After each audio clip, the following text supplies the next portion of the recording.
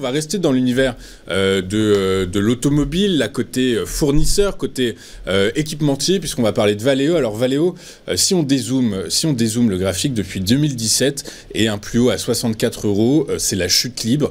Côté analyse financier, personne se mouille, les opinions sont neutres. Du coup, par la force des choses, vous, Daniel, est-ce que vous pouvez, je dirais, nous apporter un peu d'éclairage et nous dire si très clairement la tendance baissière de long, de moyen et de court terme va se poursuivre?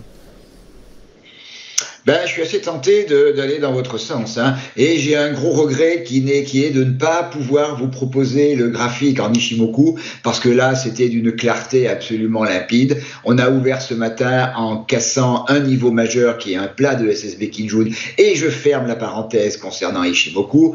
La vision Valeo, elle est effectivement, elle est totalement baissière, elle est baissière dans toutes les unités de temps telles que vous l'avez indiqué.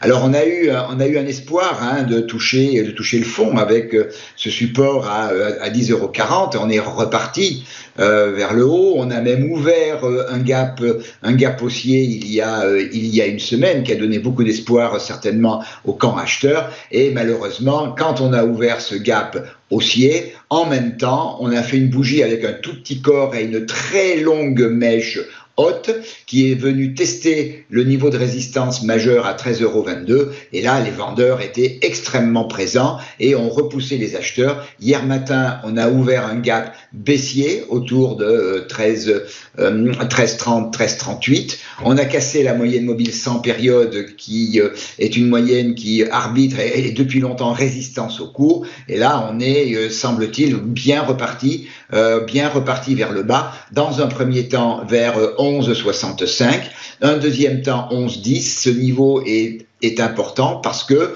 sa rupture invaliderait le schéma haussier qui a démarré début mars, il y a à peu près un gros mois, et ramènerait certainement les cours vers 10,40 €.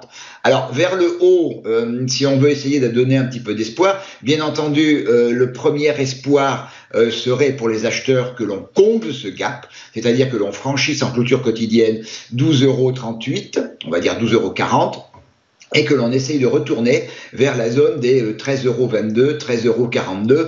Alors ça, c'est une zone de résistance que je vais qualifier d'extrêmement copieuse. Alors mon schéma, ma vision, elle est quand même beaucoup plus orientée à la baisse vers Valeo, toujours, hein, jusqu'aux catalyseurs qui sont les résultats de Valeo et qui seront également sur la dernière semaine, les derniers jours du mois d'avril de mémoire.